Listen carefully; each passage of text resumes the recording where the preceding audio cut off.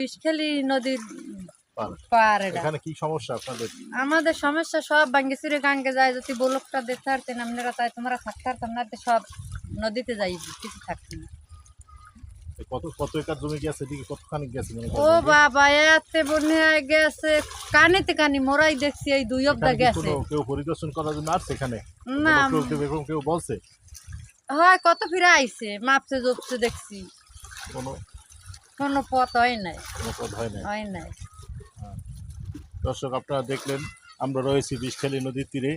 এখানে ভাঙ্গনে প্রায় হাজার হাজার একর জমি নদী গর্ভে বিলীন হয়ে গেছে। সব ভাঙ্গে গেছে।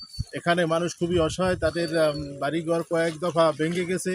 এখন অবদার কাছাকাছি বেরিবাদ ভেঙে কিছুদিনের ভিতরে ঢুকবে, যদি এখানে কোনো ব্যবস্থা সরকারের পক্ষ থেকে বেরিবাদ নির্মাণ নতুনভাবে না করা হয় এবং গোলক না দেওয়া হয়, এখানের মানুষের খুবই দুর্ভোগ, যা কাছে না আসলে দেখে বোঝানো যাবে না। চরম দুরবস্থা এলাকার মানুষ। হ্যাঁ,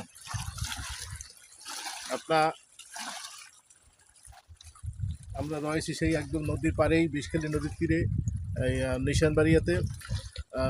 হাজার হাজার একর জমি নদীগর্ভে বিলীন হয়ে গেছে। ইতিপূর্বেই মানুষ অনেকেই বাড়িঘর ছাড়া হয়েছে। এলাকার মানুষের হাহাকার, যাদের যা ছিল প্রায় সম্বল শেষ, তারপরও শেষ আশ্রয় তাও শেষ হয়ে যাওয়ার পথে, বিলীন হওয়ার পথে। এখানে দ্রুত বেড়িবাঁধ এবং ব্লক নির্মাণ দরকার, খুবই জরুরি দরকার।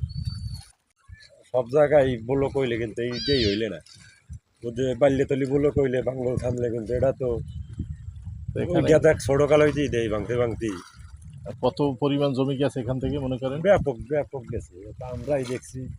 এই রাস্তার মাথা হইলে লঞ্চ দেখছি, এটা অনেক এদিকে গেল, অনেক দাঁত বেছে নিয়ে আনলে ধর, হ্যাঁ অত বহু কিছুই তো নাই, সবই।